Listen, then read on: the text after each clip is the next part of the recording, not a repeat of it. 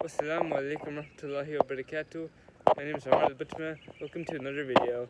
Today I'm going to make a video about Gilgamesh. Gilgamesh is a Sumerian king of Uruk, and he was a real person, but there were stories that were not known to be true. People say they were made up, others will say it's true.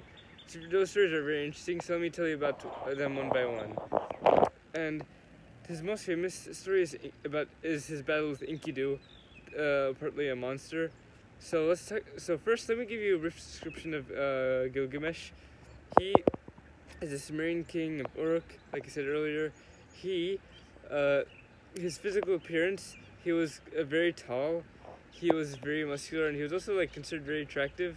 He would sleep around with the wives of every man in the kingdom, but the men would not really do anything about it. They would pray to other gods that he would stop doing it.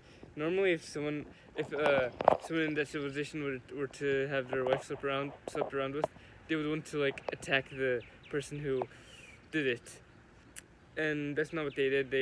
Because they were dependent on him. So instead, they would pray that he would stop doing that. And that's one thing. So as for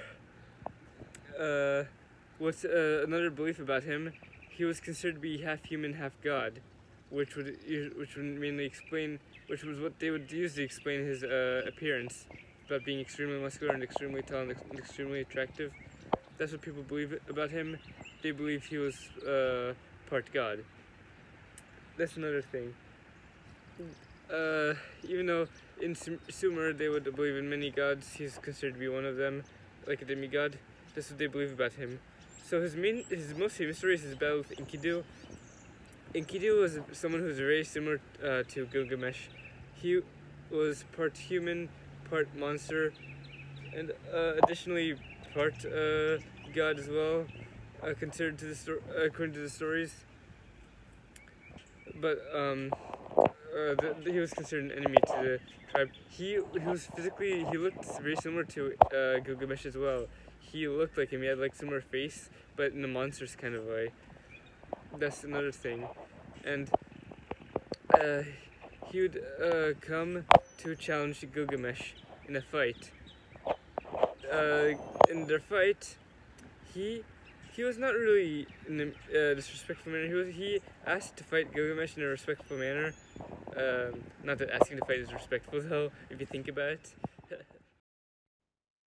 So at the end of the fight, Enkidu ends up losing. Beowulf won, and Enkidu, after he lost, he had to be casted out to another dimension, basically, in a way. He had to be exiled. So another story that this will remind you of is about Beowulf, another legend in history that people have made mythological stories about. Uh, Beowulf is an Anglo-Saxon epic hero from present-day Scandinavia and Britain, northern Europe. His story was a famous story. He had multiple, but one of them was the one with the dragon. When he battled the dragon, there are some stories, some different narrations of it. Some will say that he died in that during that time. The dragon ended up killing him. What happened was that Beowulf was hanging on, trying to uh, stab the dragon's heart, but he couldn't. He couldn't reach, so he cut his own arm off to reach better.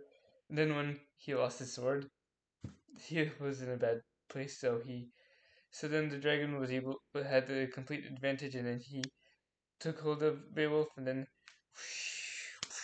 there, killing him. Something to keep in mind about Anglo-Saxon concept of death. The way you die is from how it will affect your afterlife, but you'll do it forever.